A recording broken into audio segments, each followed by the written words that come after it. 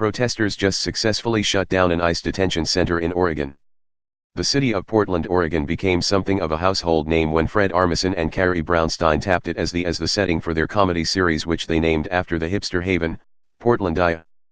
In the time since, the already bustling hub of art, music, and small business has grown into a mecca of progressive politics, so it's no wonder that protesters in the town shut down a facility used by U.S. Immigration and Customs Enforcement, ICE, to jail immigrants on Tuesday.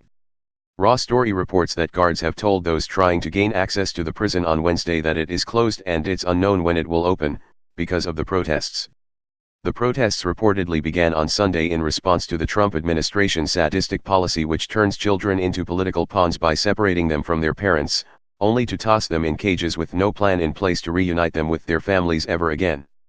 According to the report, after the initial protest began on Sunday night, the facility stayed open, allowing employees to enter to go about their day. Protesters then regrouped, blocking a garage which prevented ICE vehicles and employees from leaving the building. Employees tried to move past the blockade, but thanks to the protesters, they were forced to use another exit. Police officers reportedly were called in on Tuesday to escort the remaining ICE employees out of the building. Not that police are always a welcome presence in times such as these, but given the turnout of nearly 1,000 protesters, it was probably for the best. ICE spokeswoman Carissa Cottrell spoke with The Hill and claimed the agency fully respects the rights of all people to voice their opinion without interference, which sounds so great, and she should have just stopped her statement right there if she had any desire to maintain the facade that ICE is somehow, in any way, good. Instead, she capped off her commentary by taking the position of the good Germans who stayed silent as the Holocaust shifted from detention camps to murder camps. ICE remains committed to immigration enforcement consistent with federal law and agency policy, she told the publication, indicating ICE has every intent to continue this inhumane policy because it's the law.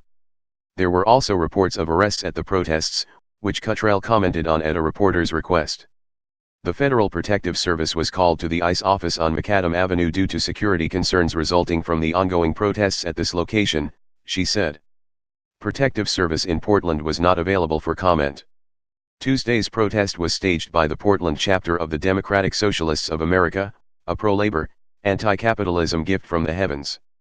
A similar protest by the D.C. chapter located Secretary Kirstjen Nielsen in a local Mexican restaurant after playing Sarah Huckabee Sanders for an afternoon and lying to the American public about the barbaric policy.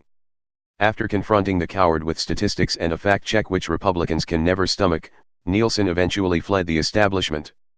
Chapters of the DSA around the country have been mobilizing against the Trump administration since his inauguration, but have significantly amped up their efforts in the wake of the humanitarian crisis along the southern border. The Portland chapter, in particular, was live tweeting their efforts yesterday, including sharing a GoFundMe campaign by a sister movement, Occupy ICE, which raised $4,272 since yesterday. Wednesday will see the Los Angeles chapter of the DSA lodge a similar protest against ICE facilities in the City of Angels. The Southern California progressive hotspot is a much larger city with a much more aggressive group of activists, so the protest will undoubtedly yield incredible results. The sooner the better, as these kids truly have no time to spare.